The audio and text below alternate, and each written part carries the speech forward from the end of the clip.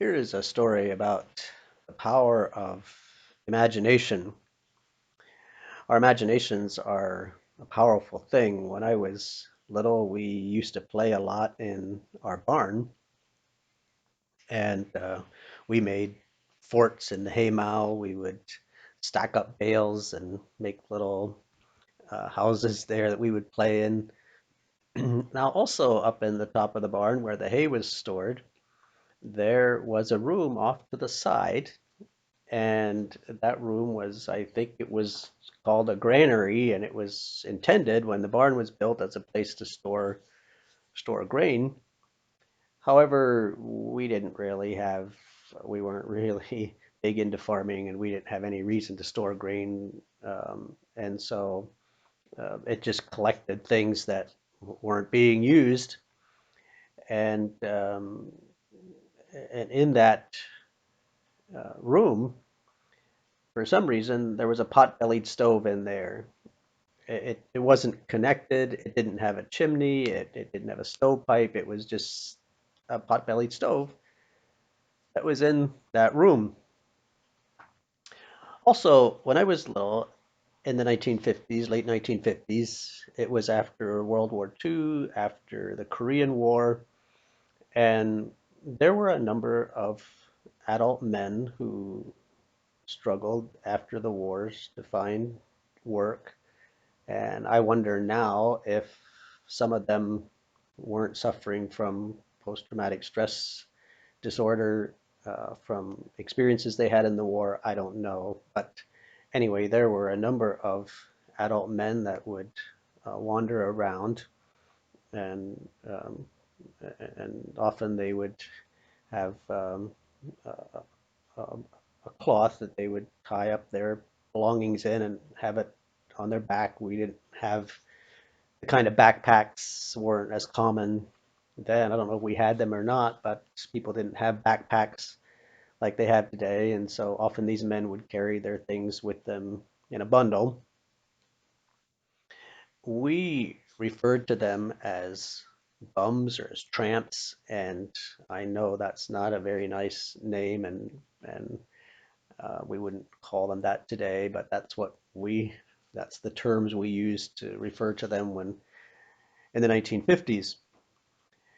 We were terrified of them, and I think it came partly from our neighbor lady who we played a lot with our neighbor boy and girl, the son and daughter of our neighbors.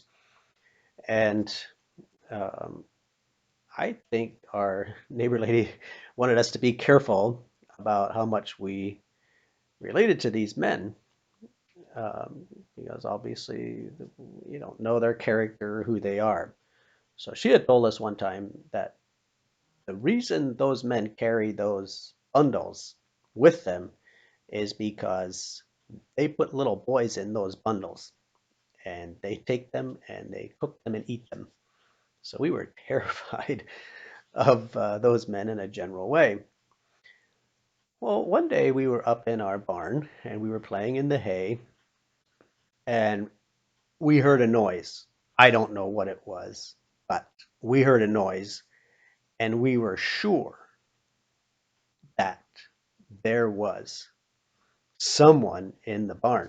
And by that time, we had convinced ourselves that uh, these men, what we called the bombs or the tramps, that they would sleep in our barn. And maybe sometimes they did. I don't know. Our barn wasn't locked, and they easily could have slept in the barn. But anyway, we started referring to this room that was the granary that had the pot-bellied stove in it. We started referring to it as the bum shed.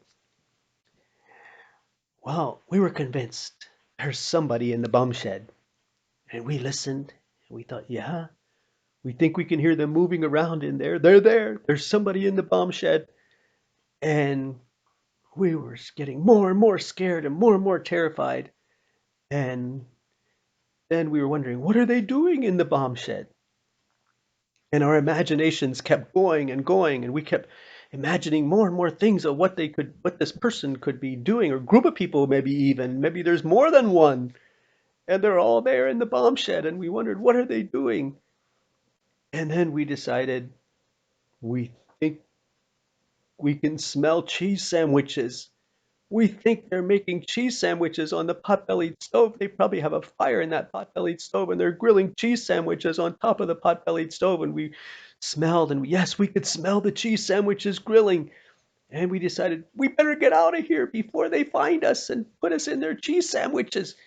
And so one by one, we went running for the door and ran down to the house, and we were so scared. And looking back on it now, there was no one in the barn. I don't know what noise we heard. There was certainly no one making cheese sandwiches on the pot-bellied stove. It didn't have a stovepipe, it didn't have a chimney.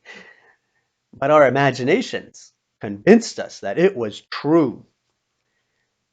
Now, imagination is a wonderful thing because without imagination, there would be no inventions. So it's great to imagine things. It's even a lot of fun to pretend things. But when we convince ourselves that things that aren't true are really true, our imagination, well, we say it runs away from with us. And so I just think it's good, especially when we're afraid, when we're facing things that cause fear, to stop and think, is that really true? Is that really the way it is? And to look for facts and not to let our imagination lead us to believe things that aren't really true.